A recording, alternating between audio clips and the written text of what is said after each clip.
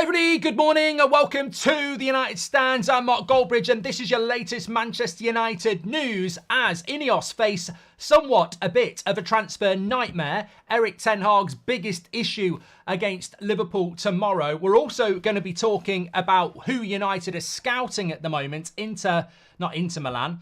Atalanta featuring heavily on two players I would certainly be keeping an eye on. Also, we're going to talk about player power. Chris Wheeler had an interesting article last night that United players feel that Ten Hag will lose his job if he doesn't get Champions League football or win the FA Cup. Is that a weird scenario where players are worrying about a manager's future when they're dictating it by not performing on the pitch? A bit of a weird one, but I suppose that goes back to the overarching thing and what it says on the thumbnail. Player power is still a thing at Manchester United, and I think that is the INEOS transfer nightmare we're going to talk about. Because wherever you want to bring in change, you are going to hit a brick wall of player power that has been built up very high and very strong over a number of years. And smashing that through and down will take time, especially when your CEO is not in place and you don't have a director of football. You are trying to break down this player power wall and you don't have the tools to do it at the moment. So it is an issue. Let's talk about why specifics it's an issue for INEOS. First of all, story coming out this morning from Neil Custis saying that Manchester United, the limit they can probably get for Jadon Sancho is £35 million. There's talk that he would take a pay cut to go to Dortmund, but he will only return to Manchester United if Erik ten Hag gets the sack. And look, this is a story. We react to the story. But look, 35 million, I'll throw it over to you lot. I mean, the FFP, I don't even know what that does for us with amortization and the fact that we paid 75 3 years ago. Do we break even on that? I mean, we remove his wages. I mean, I don't even know if that's a good deal or a bad deal. But then you think, well, who's going to pay any more than that? And then secondly, I mean, we've heard it a few times before. I mean, if I ever wanted Ten Hag to keep his job, this is a massive reason. I don't want Sancho back. If Sancho's saying, I'll only come back if you sack Ten Hag, give Ten Hag a new contract, even if we're in the relegation zone. I don't want him anywhere near this team. I completely disagree with Faz and Ricky on this one. And I'm thinking, look, let's get a show when Ricky's back from holiday, because I absolutely disagree with this. I mean, this nonsense that Jadon Sancho is playing badly because of Erik ten Hag, you can sit it down in a matter of seconds. Nemanja Matic spoke about how Sancho was late all the time when Ten Hag wasn't there. Ollie bought him, and in his first year, he didn't do anything. In his first year with Ten Hag gave him 3 months off because he had off-field issues, quite rightly. And then in his final season, he goes and puts a tweet out. How is that on Erik ten Hag? I mean, how many more chances does he want? How much different treatment does he want?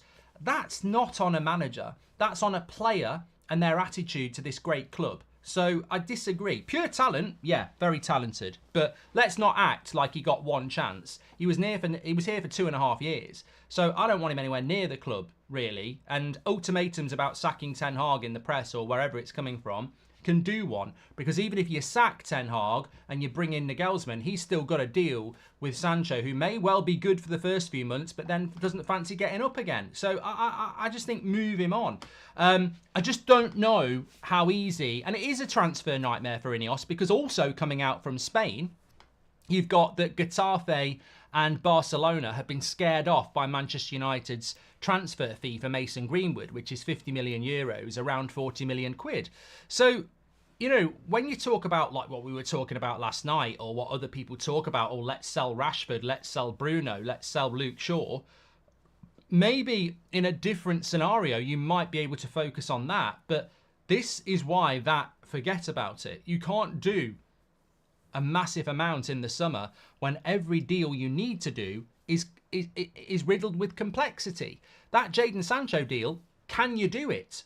If Dortmund are the only horse in the race, how do you work a deal that doesn't screw you over when it comes to financial fair play? And that is problematic. And of course, we don't have Dan Ashworth at the moment. We don't have a CEO in place at the moment who can work on these deals. If Barada starts speaking to Dortmund and Dortmund tells City, we're in big trouble. So we're still using these interim people or John Murtagh. So it is a bit of a bloody nightmare. And overarching that is player power, because actually Jadon Sancho is still very powerful in this situation. Mason Greenwood is still very powerful in this situation. You know, Harry Maguire is still very powerful. Scott McTominay, any player that's leaving Man United this summer actually has got the power, because we're not in a strong position. INEOS might have intentions to move players on. They don't have a director of football. And also, everybody knows we're trying to move players on. And those players, most of them, are on good contracts and can sort of like go, well, it's up to you to sort this out. So I think it's problematic. I do think it's problematic. Keel says, what about 35 million plus a player and it's a done deal? Look, I completely think that you've got to look at that Dortmund scenario with Sancho, and for whatever reason he's happy there, and for whatever reason he performs there. Now, is it because Germany is less spotlight than England? Is it because the Bundesliga is generally weaker than the Premier League beyond the top 2 or 3 teams, and therefore you can, you know, perform better? And look, if you put Jadon Sancho in the Championship, he's going to play better, isn't he? So, look, maybe that's just where he suits. So I completely agree with him wanting to play there. I completely understand why Dortmund would want him. And from Man United's point of view, I think this is the deal to do. But it's how you do that financially, because we got absolutely rinsed by Dortmund for Sancho. So how do you work a deal that works for us? I mean, I'd take 35 million for Sancho. I know it's 40 million pounds less than we paid. And correct me if I'm wrong, there might have been add-ons. I don't remember. I'd take 40 million for Sancho. I mean, apparently he's on 300 grand a week as well. So if he's willing to take a pay cut to go to Dortmund, fair play. I would look at doing it. Linda's been a member for 1 month. I nearly said Linda's been a mum for 1 month. She's been a member for 1 month. And Ian Beister has been a member. No, you can't be a mum. Ian Beister has been is a new member. Welcome very much to you. To the members, get your badge in. Don't forget, last night on the Friday night show, so many of you gifting memberships to your fellow community. Absolute legends. If you are a member and you want to do that, you can gift as well. Greenwood, Mason Greenwood. So this is, again, a bit of a... We can't walk down Lollipop Lane. You know, we can't live in a fantasy world. There are no candy floss clouds. It's not going to rain lemonade. This is a reality. Everybody wants different things this summer.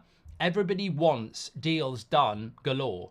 And what we need to realise is that every deal we do over the last 5 years, on average, takes about 5 weeks.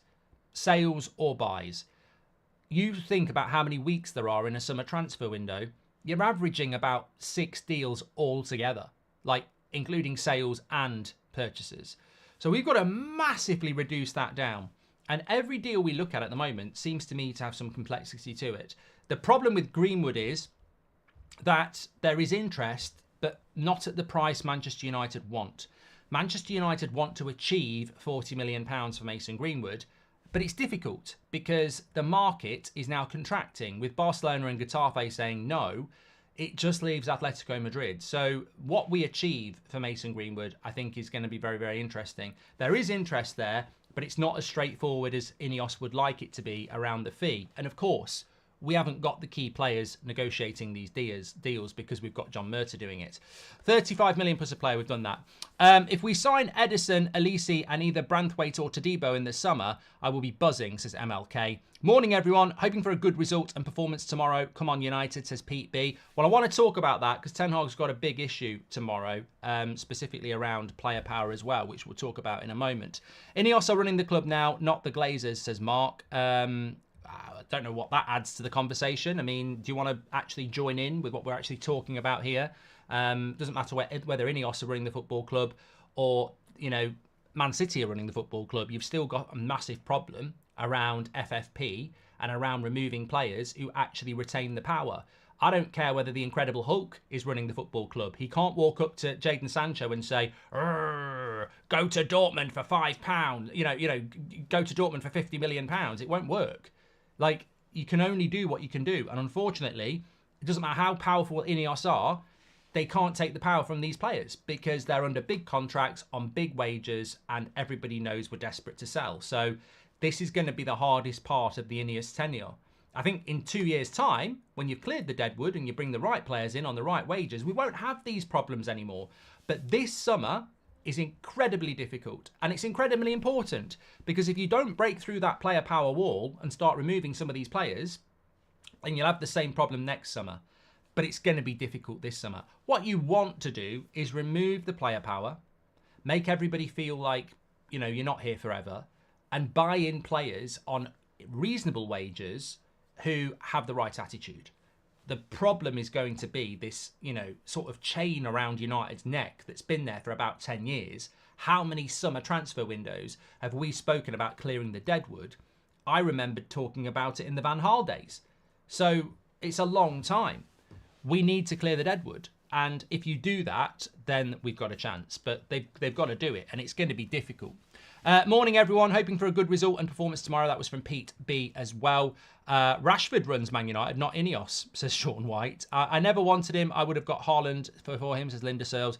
Bang on, Mark. Big summer for United. It's make or break. And next season will be another write-off with this manager, says Malps. And when Sancho was playing decent, Ten Hag decided to bench him for Anthony, says G. Man. Look, I don't really care about your Sancho argument. He's where he should be, not at Manchester United. I couldn't give a toss about your, you know, opinion that Sancho's better than Anthony. If Sancho wanted to play for Man United, then maybe he shouldn't have put tweets out. Maybe he should have turned up for training on time, and maybe he should have got his head down and worked hard, because they're the principles of a Man United player. And I don't care how good you are. We spoke about this last night. David Beckham was world class. We got rid of him because of what was going off the field. Van Nistelrooy was world class. We got rid of him because he fell out with a player. Same with Jaap Stam. Roy Keane was world class. Got rid of him, legend of the club, because he said something bad about some youth players. And then you've got some people in this chat saying Sancho should be playing because he's better than Anthony. Forget all the shit off the pitch. Forget the bad attitude. Forget the not turning up for training on time. Forget the tweet. I don't care about that. You know, I'll shit on Man United's badge as long as my favourite player's playing. This is the nonsense that we need to cut through. If you don't start realising the type of players we need at this football club and stop kissing the arse of Player FC, we will never progress. It's Manchester United. It's not individual player. And too many of you run off on individual agendas about players. It's incredible. I mean, it's staring you in the face. So Erik Ten Hag's the problem with Jadon Sancho, and yet Erik Ten Hag let him take 3 months off, not for injury reasons, because there was something going off with Jadon Sancho. The club stood by him and paid him for 3 months. I've never known anything like that. I thought it was amazing. And obviously Sancho needed it. But like, where is the commitment to the Manchester United shirt reciprocated from the player? We haven't seen it.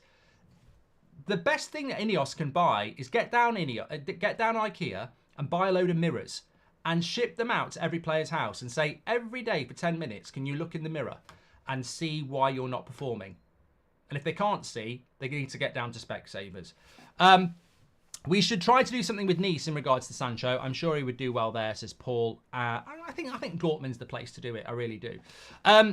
Anyway, let me talk to you about Inter. No, I keep saying Inter Milan. It's Atalanta. And I don't know why I'm doing this.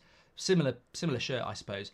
So, Manchester United, another bit of news this morning. Manchester United are heavily scouting at Atalanta. And there is some confusion about who we're looking at. I know who we're looking at. I'd suspect that some of you know who we're looking at. The press are trying to say that we're looking at Koop Meiners. I can't even pronounce his name. 26-year-old Dutch midfielder. And Scalvini.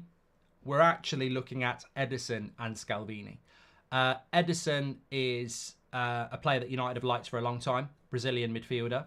And Dan Ashworth really likes him. He was trying to buy him for Newcastle in January. So that's one of the players we're looking at. I think I'm right in saying he's got a release clause of 34 million quid, but I'm not 100%. And the other player we're looking at is Scalvini, who is a young Italian centre-back who can play anywhere left or right. I believe he actually is right-footed, but he can play left-sided centre-back. They're the two players that we're looking at. So it's another centre-back that we're looking at. There's so many centre-backs that we're looking at. Atalanta are very good at getting good prices. And I don't see us doing a double signing, if I'm being completely honest, because it's not a place to go and get bargains. But we are heavily scouting Atalanta games at the moment. We're scouting a lot of games, but at Atalanta we're heavily scouting there. So be interesting to see. In fact, let's do a little bit of a poll on this. Not that some of you are going to know these players, but which one, if you had a choice, would you go for from Inter Milan? Because of course there are, Scalvini is being touted as one of the, big centre backs coming through in the game at the moment. Ederson is a midfielder. We have got a lot of other options around centre back, I suppose, as well. When you think about Branthwaite, look, you're not going to buy Branthwaite and Scalvini.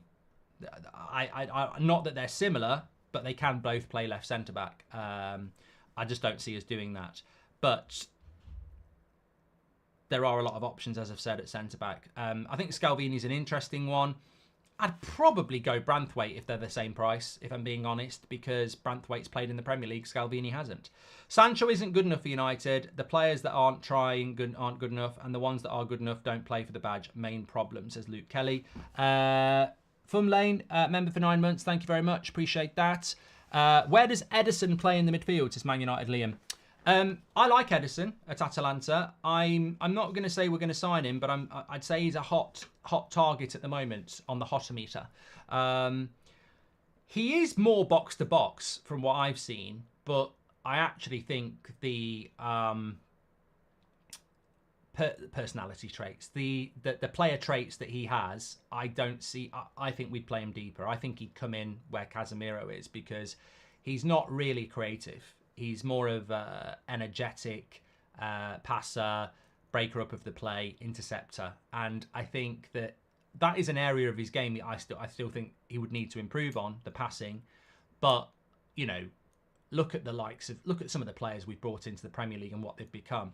I think you've got Kobe Mainoo, you've got Mount, you've got Bruno. If we bought Ederson, I think he would play a little bit deeper. But look, it's going to be very interesting what we do there, because we have got Casemiro. Do you keep Casemiro for another year? If you keep Casemiro for another year, you've got to have a foil for that. And what I mean by that is there's just absolutely no way if we keep, and I don't know whether I would keep Casemiro for another year. Every part of me wants to, but then I think, he is very expensive, and that injury this season really hurt us. And obviously you can get yellow cards and suspensions. And I just think that we do need an alternative to Casemiro. The problem is, if you sell Casemiro and you only bring one alternative in, who's the alternative to the alternative? We haven't really got anybody who can play holding midfielder apart from Casemiro. I know Mainoo's the best at doing it if Casemiro's out, but I don't really think it's his thing. I mean, you look at Mainoo against Jacob Ramsey in the Villa game at Villa Park, and he struggled. It's probably the hardest game he's had. So Mainoo's not physically capable yet of being a holding midfielder, and I don't think that's going to be his best position. I think he's our best holding midfielder after Casemiro, because he's our most intelligent and talented midfielder in that area. But I don't think that's what Kobe Mainoo's career is going to be. We actually do, really, we need to keep Casemiro and buy another holding midfielder. And if we let Casemiro go, we need to buy 2 holding midfielders, which I don't think we're going to do. So does that lean into the fact? I mean, it would be incredible. When you think about it, it would be absolutely stupid to let Casemiro go because of wage and age and bring in 1 holding midfielder again. To me, I'm sort of, I think this has been going on every year for about 6 years. I always say the holding midfielder position at Man United is the holy grail. It's the core. The Carrick, that player is so important to Man United, and it's physically impossible to be successful with 1. You can't do it. We saw it last year when Casemiro was getting sent off. We've seen it this year with his injury. You cannot get by with 1. And if United are going to do this again, I'll be pulling my hair out. I will be Ten Hag, because we can't get by with 1 holding midfielder, and we seem to get lost. I mean, it's happened with every manager. Mourinho, Van Gaal, Ollie, even Sir Alex to a certain extent. We don't seem to ever grasp that you need 2 holding midfielders. I mean, you look at Liverpool, they've got Endo and McAllister who can do that role, and then they've got others who could step in. You look at Man City, yeah, they massively miss Rodri because he's the best in the world, but they have got other players that can come in and do that role. Arsenal, yeah, they're massively reliant on Declan Rice, probably too reliant to be fair, but they'd still have Jorginho, Thomas Partey. Man United, take Casemiro out, who have we got? We desperately need to be careful about this. It is the core of the team. It's the transition from defence to attack, and we desperately need to be looking for that. Could be penalties tomorrow, says Solid Blake.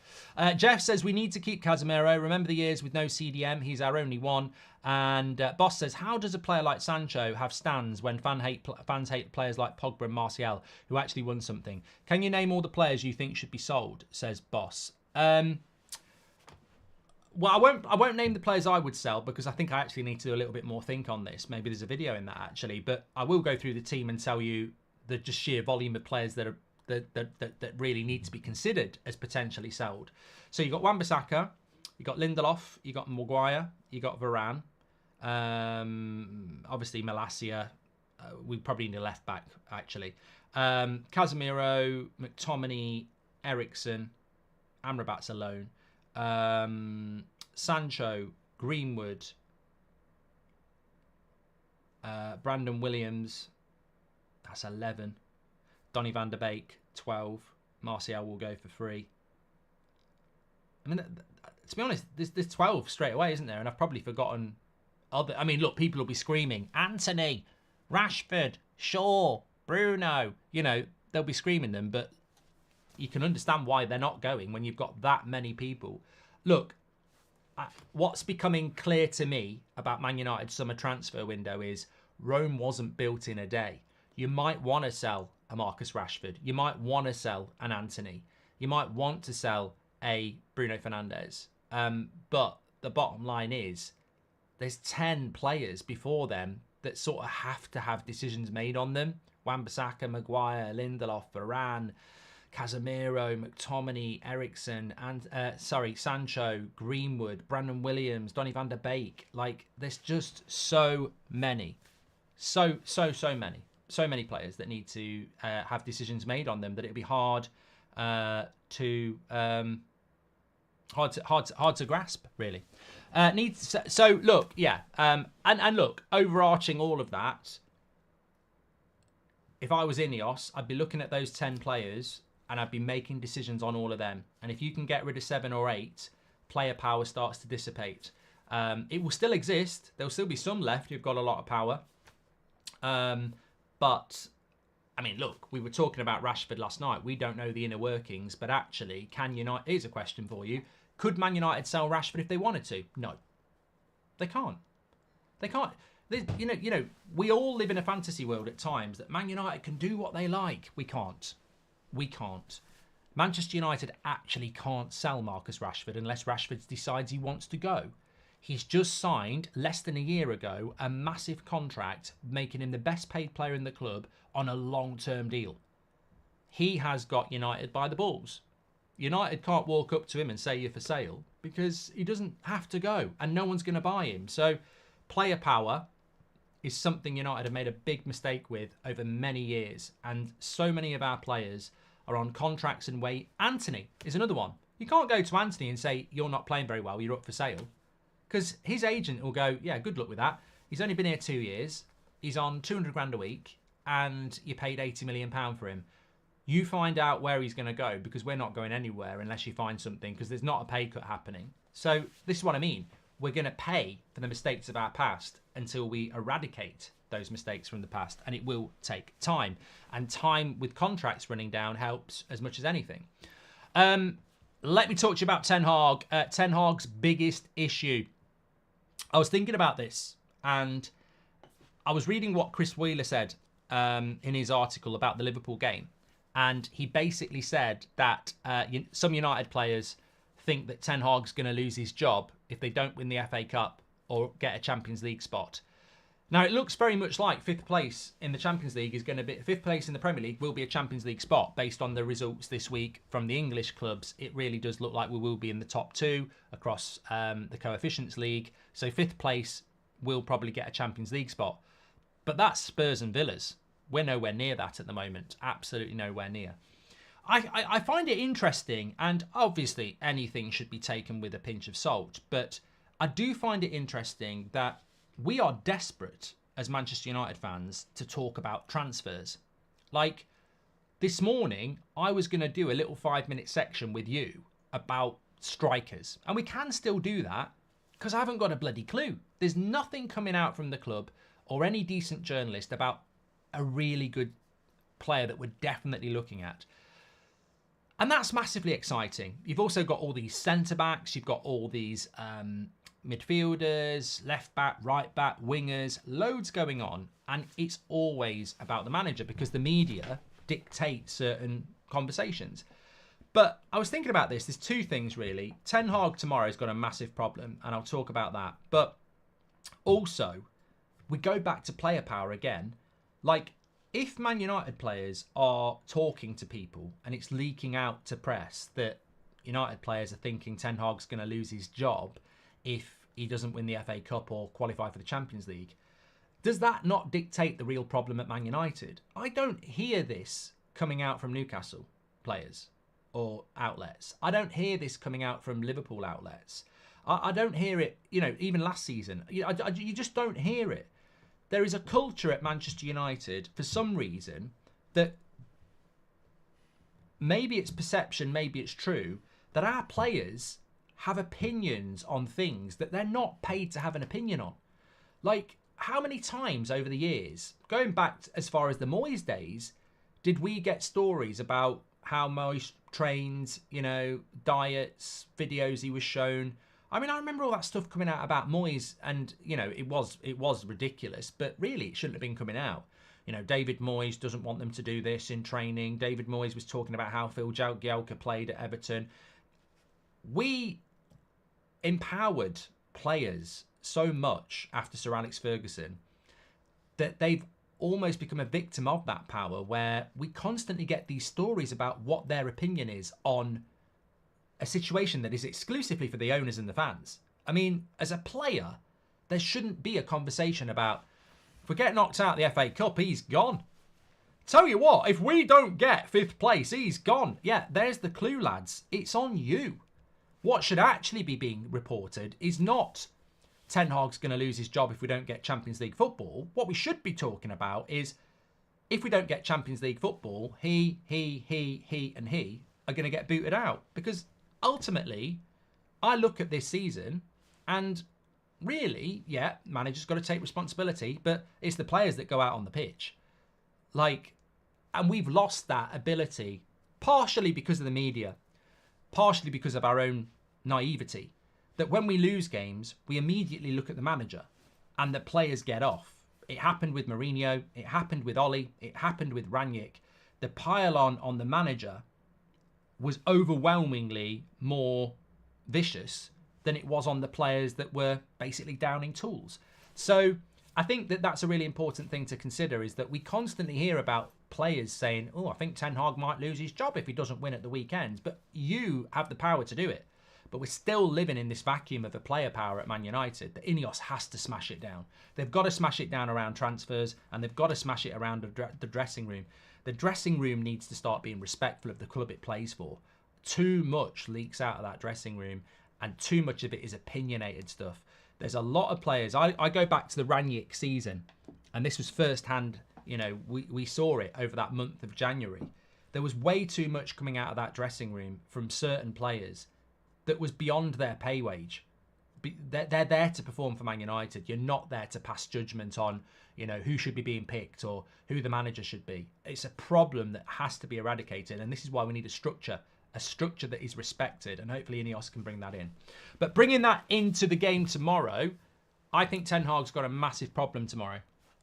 I can read Monday morning stories like a book, and they're not a very good book. It's Spot the Dog. I can read it. I can guarantee to you now, certain journalists are writing out articles for Monday, Tuesday, Wednesday and saving them in their drafts today. It will be around Potter. It will be around the top 5 people to replace Ten Hag. It will be around Ten Hag's record compared to everybody else and losses, etc. They will have it all ready because they know, boom, boom, boom, Monday, Tuesday, Wednesday, let's make it all about sacking Ten Hag. That's coming, whether we like it or not. It is coming, especially if we lose to Liverpool. But he's going to face a double problem tomorrow, and even I can acknowledge it. If we lose tomorrow and we don't play that well, this has become a problem that I've never really seen, with Man United to this extent. Mourinho didn't really get it as bad. Ollie didn't really get it as bad. And Rangnick, well, he was just bullied from the start. But there's, I saw somebody tweeting it the other day. Luton might get relegated, but they've scored more goals than Man United. I mean, what the fuck is that as a stat? What the hell is that as a stat? Luton might get relegated, but they've scored more goals than Man United. I couldn't give a shit, mate.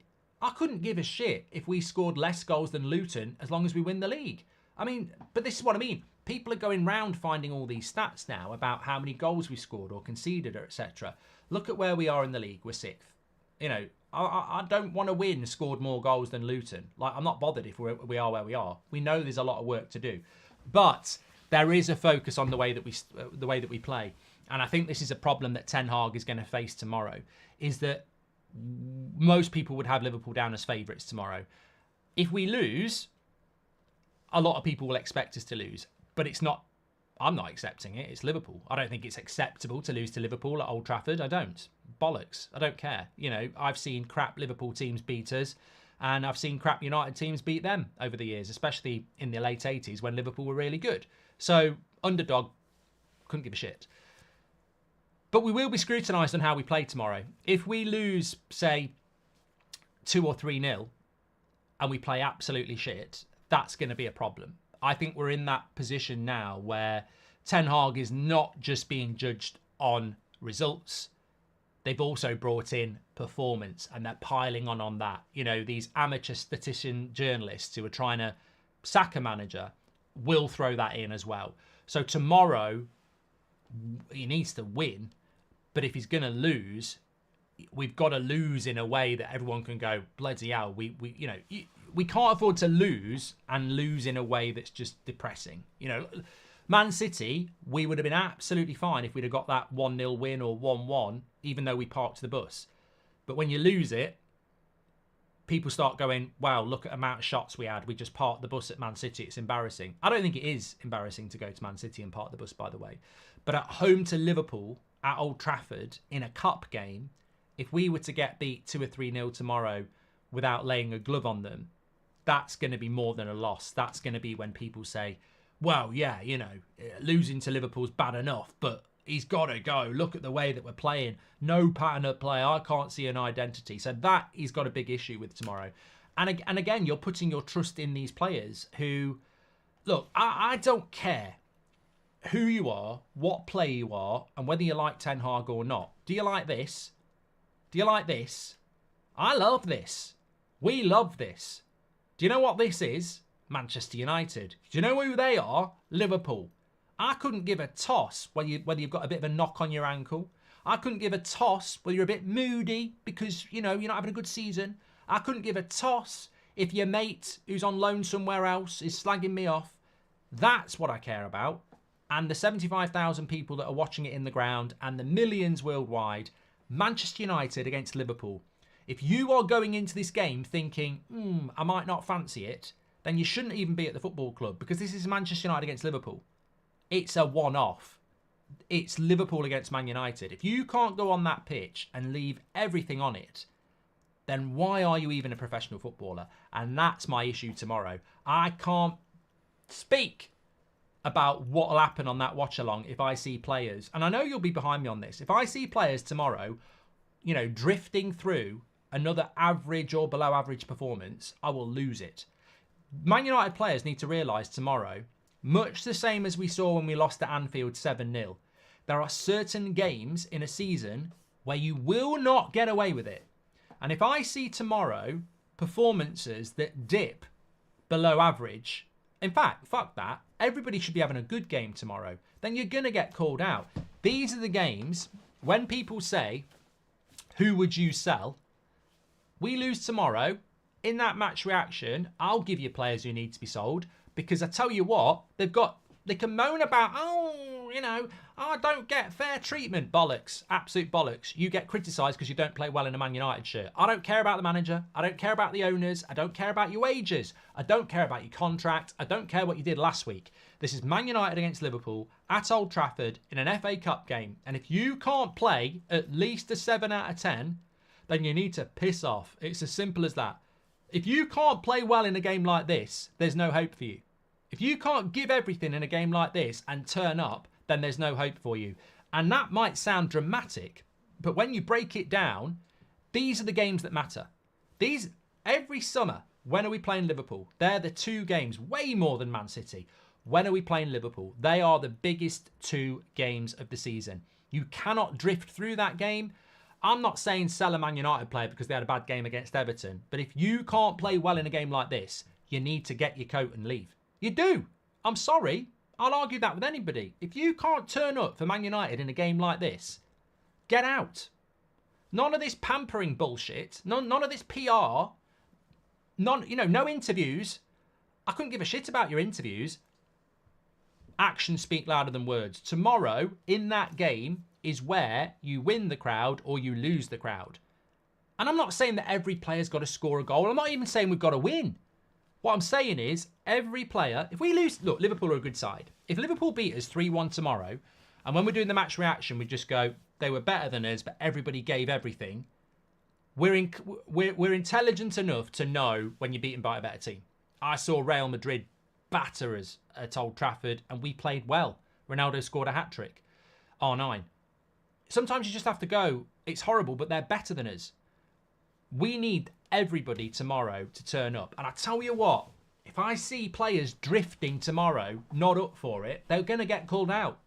And they can do whatever they like after the game. That's not on me. That's not on you. They've got to turn up tomorrow. And I'm fed up with the excuses. It's 11 against 11. It's Manchester United against Liverpool. That's where the story ends. That's where the story ends. Don't need to know about injuries. Don't need to know about what's happened in previous games. Don't need to know about how good Liverpool are. Man United, Liverpool, Old Trafford, 11 against 11. No excuses. That's it. Peter Drury, you can nick that when they're walking out tomorrow. It's as simple as that. Jack says the manager will not be able to fire them up. Jack, you could fire them up. A match could fire them up. Some games, you don't need a manager. I remember Sir Alex Ferguson saying this about Liverpool. There were some games I didn't even need to do a team talk because the players are talking to themselves. I walk in the dressing room and they're already up. I mean, we put too much responsibility on the manager to generate professional pride in Man United players. When you're on the pitch, I don't know whether anyone's been coached or whether anyone's played the game. I've played the game. I've coached the game. When you're on the pitch as a player, your manager's going like this. I used to be there under my breath going, he can fuck off, twat. I remember playing for when I was 15 and my manager on a Sunday would never shut up about me. Always going on. And it really used to piss me off because I was friends with his son and I knew him. And he was always getting on at me. And there'd be other players, he'd never get on at them. And I'd be going on the pitch going, he's a fucking prick. He's always getting on at me. He can fuck off. I'm not listening. And years later, he said the only reason I used to do that is one, because I thought you could play better. But two, I did know you. And I used to get on at you, hoping that other people would think I'd get on at them. I was like, oh, that was great. And as a coach, when your players are on the pitch, it's very hard to change things. You pick a team. They represent you on the pitch, which is why people like Roy Keane and John Terry and Steven Gerrard are so brilliant, because they embodied their manager on the pitch. And we make too many excuses for our players. Well, it's up to the manager to fire them up. Oh, come on. I've played at Old Trafford with about 2 people watching. No crowd. And I was like, probably played the best game I've played in 20 years. Because I was just inspired by an empty Old Trafford. If you need a manager to fire you up to play well against Liverpool, you're at the wrong club. You're in the wrong sport. You don't need it. How many times have you walked out and played lunchtime football or five-a-side with your mates and just absolutely bloody loved the game and gave everything? This is Man United against Liverpool. We'd all do it for free. It amazes me the excuses we generate for the failure of Manchester United over the last 10 years. And it amazes me the excuses we generate for some of the beatings we've taken against Liverpool and Man City in recent years. They shouldn't happen. I'll tell you what, you put Roy Keane, you put Gary Neville, you put Ryan Giggs on the pitch for Man United last year at Anfield. We don't lose 7-0. Absolutely not. Call it how it is. You know what? If you want to have a few home truths before we play Liverpool tomorrow, because I ain't taking any prisoners. No excuses. I know they're better than us. That motivates me even more. Get me in that bloody dressing room, but get you in that dressing room. I know most of you feel the same. But let's call a spade here. When we lost 5-0 under Ollie to Liverpool at Old Trafford, and when we lost 7-0 last season to Liverpool at Anfield, you put Roy Keane, Gary Neville, Ryan Giggs on that pitch. Never happens. Never happens. We lose the game, but we only lose 1 or 2-0. Because what happens is, when that game's gone at 2-0 and you know it's gone, someone like Roy Keane looks at Ryan Giggs and Gary Neville, who get the rest of the team, and go, no fucking way. Not on my CV. We are not getting battered by this lot. I'm not having this on my CV. It ain't happening. And by example, they make sure it doesn't happen and everyone else follows. United, unfortunately, and this goes beyond Ten Hag through other managers and other players, we have this weird mentality whereby we can turn a 1 or 2-0 loss into 4, 5, 6, 7. And that's on the players. That is on the players. That should never, ever happen. I don't care who the manager is. Could be Mr. Bean. It should never happen. Because on the pitch, when it's 2-0 at Anfield and you know you're in trouble, it should never become 7. But what did we see? Players not tracking back, players not putting tackles in, people can't be asked. This is something that INEOS will be looking at, and it has to stop. But I'll tell you for free, tomorrow, Ten Hag, if we lose and we play badly, is in trouble because people are going to go in on him for the way that we play. But the flip side of that coin is that's on the players, because there is no excuse against Liverpool for the reasons we've just been talking about to not play well. And if you play well, then no one's going to be talking about style of play. What I'm trying to say is this should be an easy hit for Ten Hag and the players. These are not, home to Bournemouth, problematic. Why didn't you play well against Bournemouth?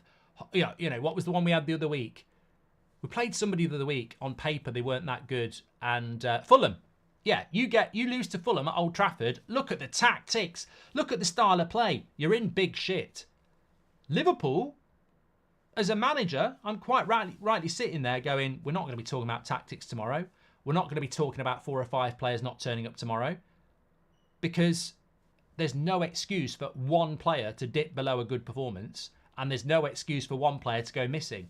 So tomorrow, as a manager and as a player, I'm expecting a team performance absolutely from minute 1 to minute 90, because there's no excuse not to. It's Man United against Liverpool. What Man United player in that dressing room tomorrow isn't going to be motivated to give everything they've got? And if there are some, get him out. Get him out. It's up to the players to turn up tomorrow, says Attic. And I think they will. I think they will. I'm absolutely convinced they will. Because if they don't, who are they? What are they? Mark, I get what you're saying about some games under Fergie didn't need a team talk to find them up. This squad has no heart. Depressing to watch, says Ryan G.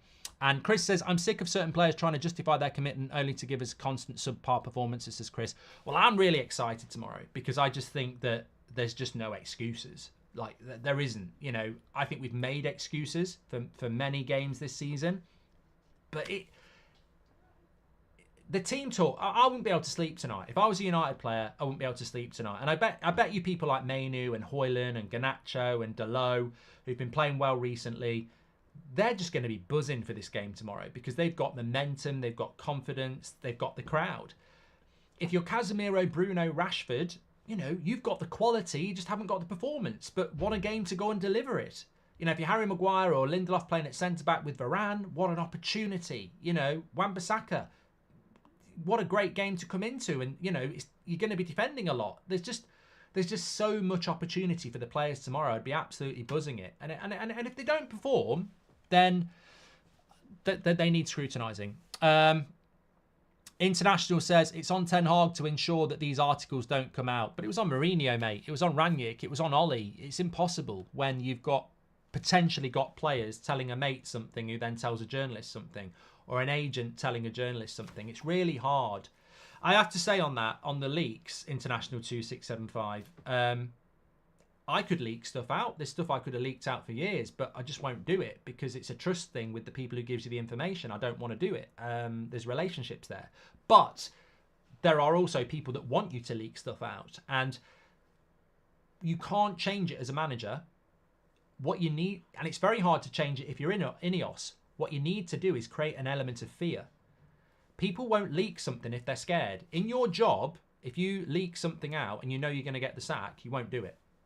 If you're in a job slagging off your manager or whatever, and you know you can do it without recourse because everybody's doing it, you'll keep doing it. You imagine you work at, I don't know, McDonald's, and you can't stand the manager and everyone slags him off and ridicules him. You just keep doing it. But if you're the only one doing it, and if you get found out, you're out, you won't do it. They need to generate a culture of respect and togetherness. And that's not exclusive to Ten Hag. It was there with Rangnick, Ollie, Van Gaal, Moyes, Mourinho. And the only way you do it is with a clear out. You just clear some players out. I long for the day that we do what... I mean, I would love it this summer if we sold somebody that I wasn't expecting to get sold. Not because I think they deserve to... Well, they will deserve to go. But what I mean is, I was stunned when we sold David Beckham. He was one of my favourite players. And I was like, why are we getting rid of him? He's brilliant. I remember him coming on in a game. I think it was against Real Madrid, the season that we sold him. And there was all these rumours that he was going to go. And he came on and I think he scored. He played really, really well. It might have been the game where Ronaldo scored a hat-trick, actually. Van Nistelrooy, I was stunned we got rid of him. Jaap Stam, I couldn't believe it. We didn't even have that many good centre-backs at the time. We just sold players that were world-class because of issues off the pitch. And I'm like... And we were successful. We were successful. Because the dressing room, if you're Roy Keane or you're Gary Neville in that dressing room, you're going, fucking hell, he'll get rid of anyone. Bex has been here since he was a kid. Won the treble. One of the best midfielders in the world. Jaap Stam's one of the best centre-backs. It was that culture of nobody was safe. And I think at the moment we don't have that culture. But if you generate that not safe culture, you will stop the dressing room leaks. We're missing Weghorst pressing, says Colin. Well, I think Ten Hag does it. How easy is it to buy Old Trafford tickets, says Kanye? Depends what the game is. You'll struggle tomorrow. Sherlock says, why are we paying Ten Hag 10 million a year if everything is on the players, for parking the bus, for never subbing off Rashford? Bruno, no matter how bad they play. Sherlock, I don't think you just listened to the last 10 minutes. We're talking about the Liverpool game tomorrow and how there's no excuse for no player to be putting in a performance. You're taking it into an area that we're not actually talking about. The fact that it's been a year... Sorry, Space Oddie says, the fact that it's been years that we've had a true team leader between players speaks volumes to the attitude of these players. Look, some people don't think a captain's important. I think captains are very important. I just don't think there's many of them out there now.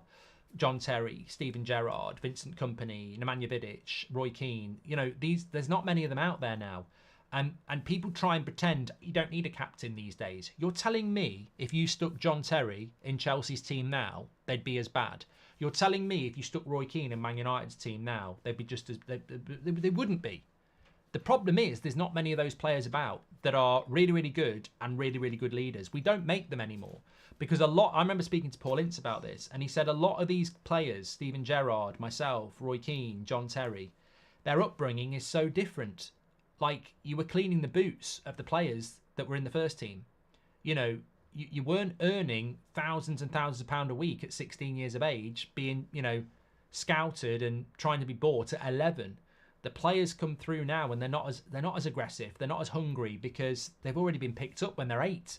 Like, it's a different world now. There's so much money in the Premier League, there's so much reward.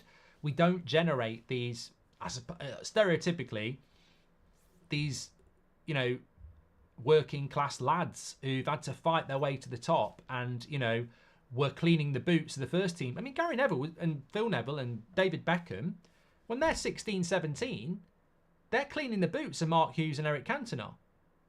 That doesn't happen anymore. You can't do that. That's human rights. You can't do that.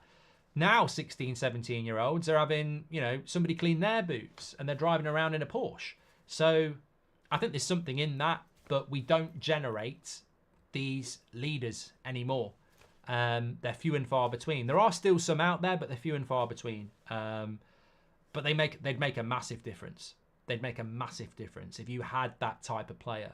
And you just have to find them in different ways now, which is why I think that if you stuck 26-year-old Casemiro in, that'd be a very different world, you know, because to be fair, in Brazil, it still is a bit like poverty to money, isn't it? You know, they are living in poverty. A lot of these players in Brazil, they're playing on the beach in their, you know, with no shoes on, and they're hungry, I suppose. They're aggressive.